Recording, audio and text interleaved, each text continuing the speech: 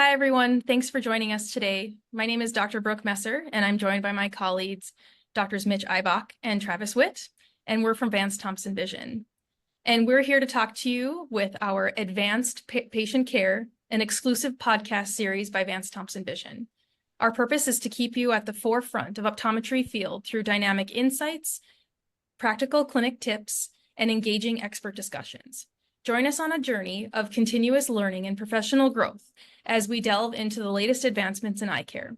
Our mission is clear: empower eye care providers with the knowledge and tools needed to provide exceptional patient care. At Advanced Patient Care, we are dedicated to elevating eye care one episode at a time. So with that, hey guys, thanks for joining me today. Yeah, excited to be here. Thanks for having me. It was nice to see you all last week. We were together last week at a symposium in Bozeman, Montana. And so we don't always get to see each other very often, but it's always good to be together in person. But when we can't be together in person, it's nice to connect through virtual events like this. And so with that, I'm going to have you guys introduce yourself if you don't mind. Mitch, can you kick us off and tell us a little bit about where you practice and what you've been up to? Yeah, Mitch Eibach. I'm an optometrist with Vance Thompson Vision in Sioux Falls, South Dakota. I also help coordinate our residency here in Sioux Falls, and I primarily work in cataracts, cornea, refractive surgery, glaucoma, and dry eye. And I'm Travis Witt, work for Vance Thompson Vision in the Bozeman, Montana office. Similar to Mitch, worked through cornea, cataracts, and glaucoma with Dr. Swan. Nice. And Mitch, you've been working with keratoconus for a long time and cross-linking. You participated in a residency program at Minnesota Eye Consultants. And were they doing the FDA clinical trial for cross-linking back then? Or how does that timeline fall into your care or your career within optometry? Yeah, so I'm going to try not to date myself here, but my residency was a little bit before the FDA clinical trial, and so it wasn't quite there yet. But I was a sub-investigator here in the FDA clinical trials at Vance Thompson Vision. Just when I was first starting in Sioux Falls, we were finishing up some of patient enrollment for the FDA clinical trials for epi-off cross-linking. And so I've really gotten to see this now for 10 years of practice, seeing the results and the outcomes for patients. It's been fun. I would agree that I think it's okay to date ourselves because I also was in practice, as I believe Travis was. We were all in practice before cross-linking was FDA approved. And so it's been really nice to have that option for our patients and really deliver the mindset or the reassurance that, hey, we now have something that can actually stabilize your condition rather than just, continuing to change, refractive corrections, whether it's in glasses and contacts. Travis, again, I think it's okay to date ourselves, but You're gonna put me on the spot. Estimate, approximately, like, what year do you think was your first ever keratoconus diagnosis? That's a good question. It was actually before I graduated in optometry school. It was through one of my internal rotations at Pacific University down at the downtown Portland clinic, and had a 13, 14-year-old girl come in for a routine eye exam, had been referred over from an optometrist to look for keratoconus, and indeed that's what her diagnosis was. And so we went through, we didn't quite have all the contact lens technology that we have now, but kind of went through talking about hybrid contacts at that point for her. So that would have been 2007. I was just thinking that, between the three of us, I will say we're all probably maybe less than 20 years in, but maybe more than 15 roughly, or just about 15. I think, Mitch, you're maybe just under that. Yeah, I'm the young buck in this crew. Yeah. But again, I think we have a lot of experience in managing and diagnosing keratoconus. And so hopefully today you can see some of our insights and some of the clues we use to diagnose keratoconus. Myself, I'm Brooke Messer. I practice in West Fargo, North Dakota under Dr. Mike Greenwood. And I've been managing keratoconus again since I was in my residency, which was in 2010. And so again, have seen a lot of keratoconus. And my training is primarily in specialty contact lenses. So I've learned a lot working under Dr. Greenwood the last many years. And so my piece of it is really on the vision rehabilitation side. So I've really enjoyed learning about all the new technology that we have in keratoconus diagnosis. And that kind of leads me into our first topic, which is detecting and diagnosing keratoconus. And, back when we were in optometry school, we didn't have access, or it was limited access to technology that allowed us to catch early keratoconus. And so this was something that we would see, we'd see these steep Ks, maybe a really big irregularity if we were doing retinoscopy or autokeratometry or something like that. And, even this one we wouldn't miss on a topography scan. Where now that we have access to new technology through being able to analyze the front and the back side of the corneal shape, we're looking to find more cases like this. This patient is still at risk for keratoconus, or maybe even you'd officially call it the diagnosis. We probably need a little bit more information, but, this eye has average Ks or even somewhat flat Ks centrally, and would be easily missed by, something like an autokeratometry finding. So again, we're going to dive into what technology now tells us about. And Mitch, could you tell me about the value of corneal tomography in your practice now and how it helps you make these diagnoses earlier and earlier in the disease state? Yeah, I think that's a great intro, Brooke. And I think it's important to also recognize that a lot of our colleagues are still looking for clues for keratoconus and then maybe sending out for topography or tomography. I've done some work with different companies looking at the percentage of optometrists in the US that have a corneal topography, and it's definitely less than 50% of practicing optometrists have access to topography or tomography inside their four walls. And so these technologies are becoming more and more popular. I think a lot of our colleagues in industry and companies are working harder to put more diagnostic capabilities under one machine or under one technology so that you can do more things with kind of one piece of equipment. But corneal tomography, I think the big differentiator here is we're looking at the elevation of the cornea on both the front and back surface. So not only looking at the front elevation, which we commonly will say is a corneal topography with a P, corneal tomography gives us front elevation as well as back elevation. And there's lots of studies that show in many of our early keratoconus patients, it's really the back elevation or posterior cornea that will bulge or change first. It also gives us a global pachymetry map. That's the bottom left square on the scan if you're watching. And so kind of an early clue for some patients, not all, can be you start to see thinning of the corneal pachymetry outside of that dashed 3 millimeter ring. And so this is another kind of finding where we're thinning. Remember, the corneal apex should be the thinnest pachymetry, but it's not in some of these patients with keratoconus. Yeah, and that's a great segue into some of the new consensus again with the Delphi panels on, the redefinition of keratoconus. Back when we were in school, we primarily used the CLEC study, and not to discredit all the work they did, back then with the technology they have, the CLEC study is an amazing conglomeration of so much information around patients with keratoconus, and we still reference that information to this date. However, with advancing technology, the definition of keratoconus has changed. And like you were saying with global pachymetry and shape change, keratoconus is no longer considered a condition where the cornea is thinner than what it should be. It's more about the distribution of the corneal tissue, which we'll get into a little bit. And again, it's a posterior corneal ectasia. So you can't really diagnose keratoconus without seeing the backside of the cornea, and that's where it happens first. So we really need that tomographic scan to show us that ectasia beginning in the posterior cornea.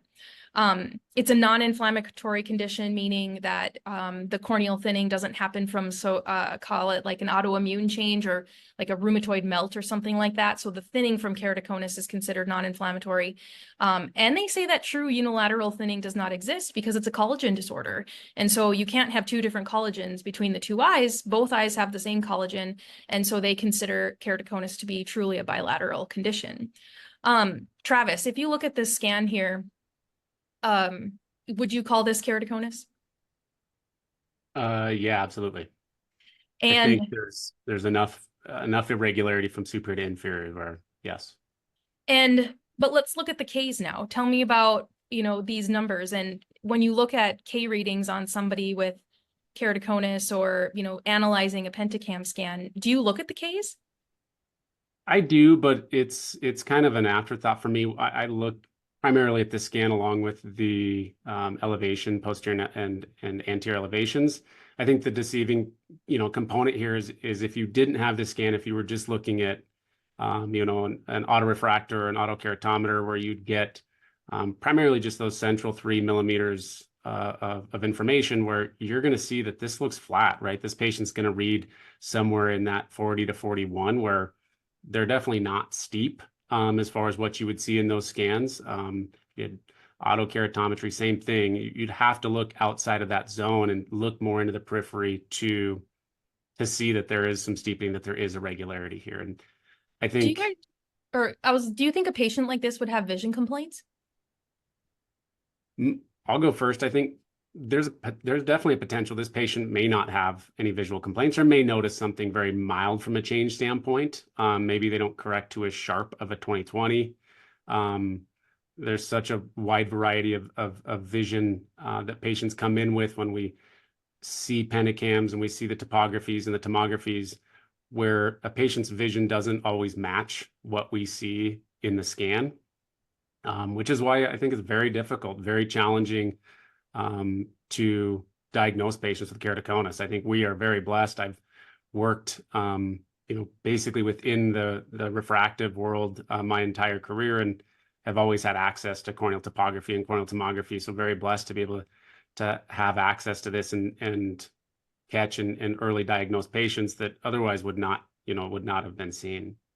And for those of you listening, just to describe the image that we're looking at, it's a topographic scan of a cornea with a very inferior base cone, and the max K is 45.1. So no point on this cornea would be considered steep. And so our point here is that keratoconus can have average keratometry findings. It's not always steep.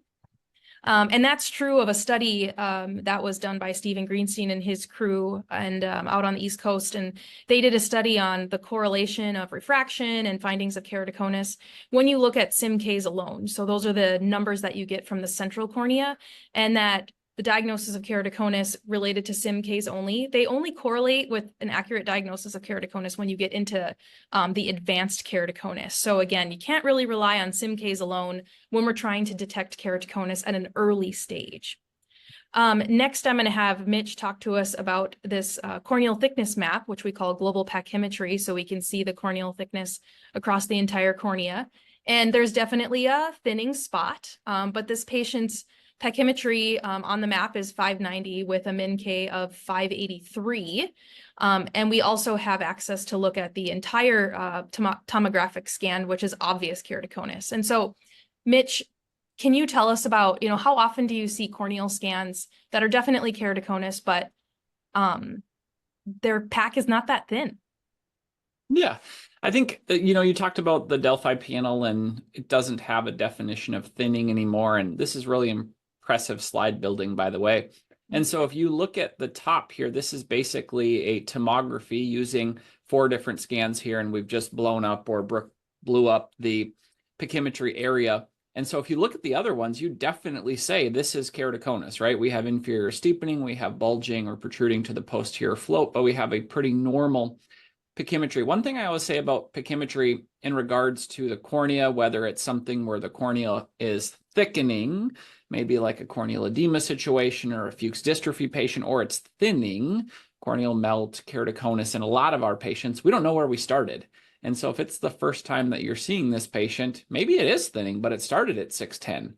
And so we just don't know here, but this is definitely a situation where a patient, looking at the rest of the picture, has keratoconus, but has a thick corneal pachymetry rather than a thin. And so I think it's more common than we used to recognize.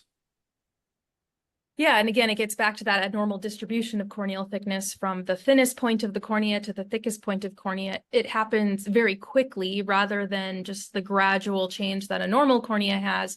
And thankfully, in some of the instruments we have here, Advanced Thompson Vision, there's indices and there's irregular detectors that flag us when, hey, this cornea goes from thinner to pretty thick quite rapidly, and so it'll flag like, hey, this distribution of corneal tissue is abnormal.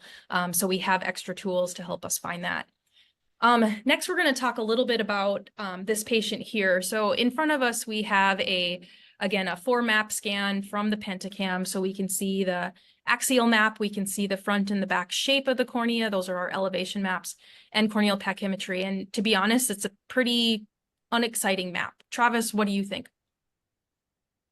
Yeah, it looks fairly normal. He's a little thin, right? But Yep. again, that by itself isn't, enough to diagnose anything. He's slightly less than average, but the Ks look very symmetrical. You definitely don't see any inferior steepening. Anterior and posterior elevation maps look symmetrical. There's definitely nothing I would call a hot spot. So Yep. I think I would say this patient's got a normal cornea. He's a little thinner than average, but nothing outside of range. Yeah, and just to fill in the blanks, he's a 25-year-old male, and he has aspirations to be in the Air Force. And so, but the problem is, the reason he was sent to us is that his left eye looks like this. What do you think now, Travis? It's hard to believe that's how bad the left eye looks. Yeah. Obviously, there's pretty severe keratoconus on the left side. You can see that he's significantly thinner on the left side, down to 377, I believe is what it says. So he's 100 microns thinner in his left eye than his right, and obviously substantial steepening in the left eye. And so definitely enough to say left eye needs to be treated, and then it makes you rethink about what your plan is for the right eye, knowing that unilateral thinning doesn't exist. Unilateral keratoconus doesn't exist. It's a matter of time typically before the right eye undergoes those changes, and a heavy discussion and education with the patient about saying this is likely to happen in the right eye. It's just a matter of when, not if, and that treatment would be recommended to stabilize it as it is right now when it looks as good as it does. Yeah. Mitch, do you have any comments to? Yeah, I think the one variable here is I'm definitely not on the global consensus panel, and so I won't try to disagree 100%, but I have a fair amount of patients who actually look something similar to this, who have really unilateral aggressive eye rubbing on one side. And so this is a patient that I would talk heavily with about eye rubbing. I think it's the #1 modifiable risk factor of keratoconus, and maybe that patient sleeps very commonly on their left side or kind of pillow dives, uses their hand while they're sleeping. Maybe they have some type of other pathology, allergic conjunctivitis, blepharitis, something that's causing itching more on the left side than the right. And so I have a fair amount of patients who actually have a distribution like this, maybe not to this extreme, but all that's going to make me do in the right eye is I'm probably not recommending treatment to stop disease progression before we even say this is keratoconus. I'm just going to watch this patient a little bit closer. And so I'm going to talk to them about the importance of not taking a 10-year hiatus from getting eye exams. Yeah, it's this is a tough one. And I think we did end up cross-linking the right eye. And in this case, there is no real wrong or right answer in the management. Cross-linking is safe and it's effective. And so in that case, you can feel good about recommending it, but no procedure comes without risk. And so I agree with you, Mitch, in that, like, gosh, like he's 2015, his cornea is so darn normal, other than being just a hint thin. Is it worth any risk? And it's this is a tough case. And again, like you said, I've seen a couple of these over the years too, where you see this, and like you said, education on eye rubbing is a big one here, and then careful and close monitoring based on his age.